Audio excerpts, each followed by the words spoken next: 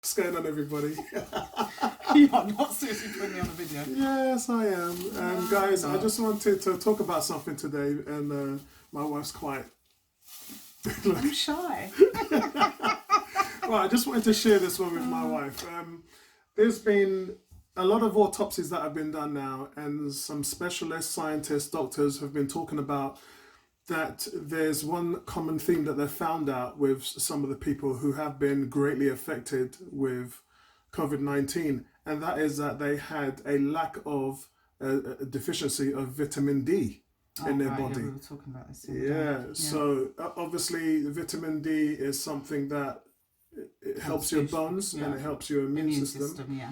So I just wanted to get your thoughts about that, darling. Okay, I knew you wanted to do that. Yeah. So basically, I've got fibromyalgia, and as part of my regime, I take vitamin D supplements. So what I actually do, I take a 2000 IU supplement. But what it is that the average person has a level of 70, and I think if you had blood tests, the GP would say, yeah, that's normal.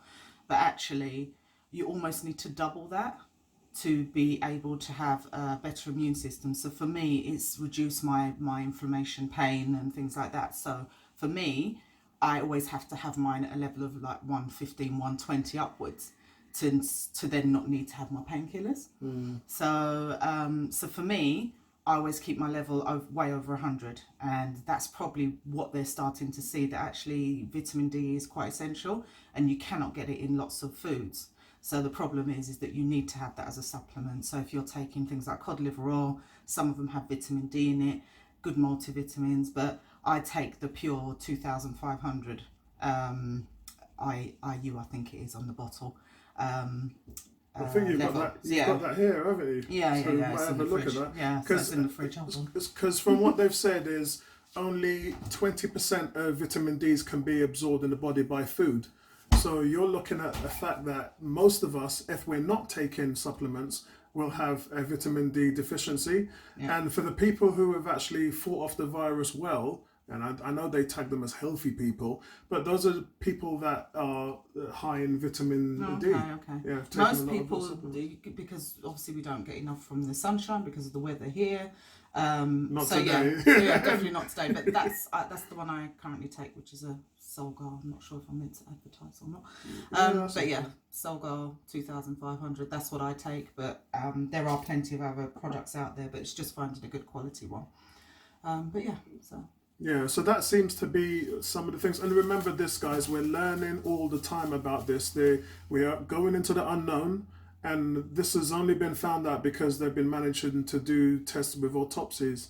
And they have found that a great number of people that have passed away have not been able to fight it off, I think is the right way to say it, have been because they've had a lack of vitamin D. So in all of this process... interesting to see how many people they've actually done the autopsies on, because if they've only based it on 100 people, then that's not really good data. No, I think the ones that was tested was about 900. I think it was between 900 and 11. But at what point did they pick up that correlation in the blood? Do you know what I mean? It's like there could be a multitude of vitamins. So I'm not saying vitamin D would be the only one.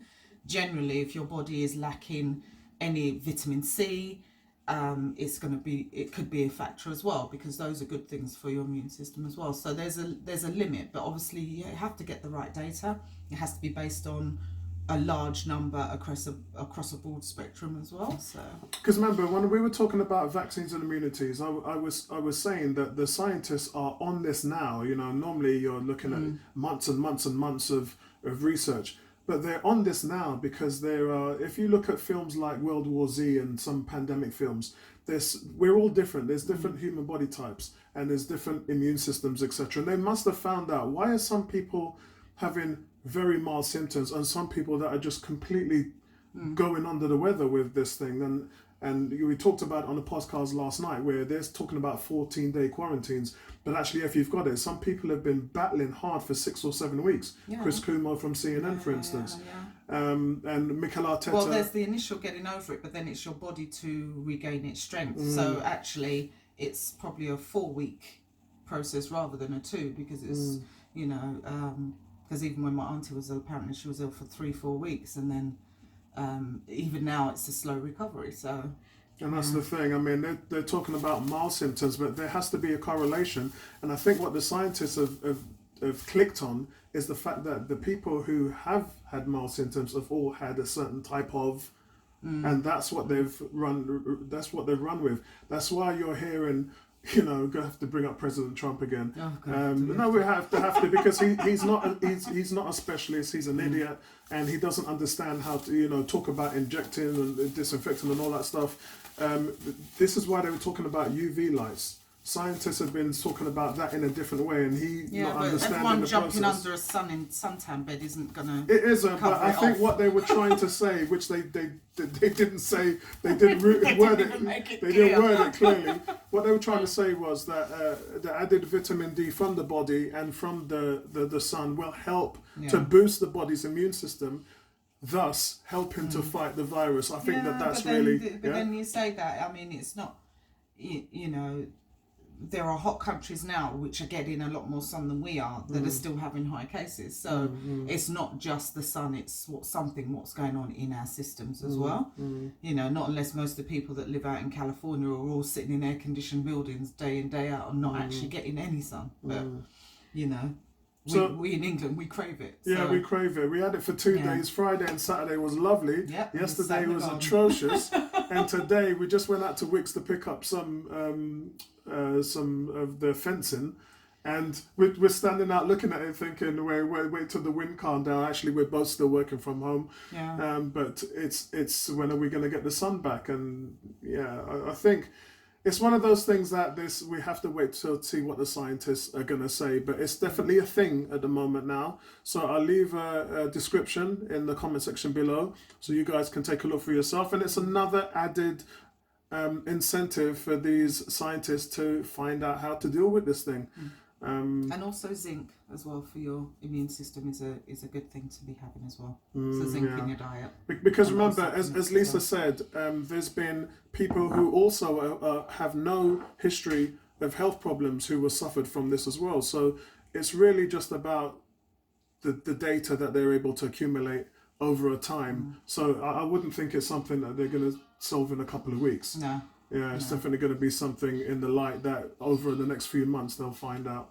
Yeah. Yeah. But they have to do the data against the broad spectrum. Don't just pick vitamin D. Look at everybody's blood counts and all the vitamins and minerals that are in their system. Don't just base it on one, because it could be a deficiency in zinc, it could be a deficiency in B12, it could be a multitude of things, but vitamin D is probably the most obvious one because it supports the immune system. So.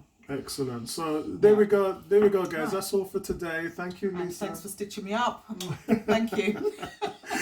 Thanks, guys. Listen, what is this? Is day 47, day 48? My God, I'm losing count. Too long. Yeah, I'm losing count. But anyway, I hope you all enjoyed the podcast last night. If you missed it, please tune into the channel. I'll leave a link for that as well in the description below. It was a great chat with the panel talking about Boris, actually, which today, 2 things we're waiting for. We're waiting for the FA's meeting, find out what's going to be happening there, and we're waiting for Boris to give us some clarification, because it seems like from the media's feedback this morning that he's given us a lot of stuff, but he hasn't added any content to it. So everyone's like, huh? We do what? When do we do what you're saying?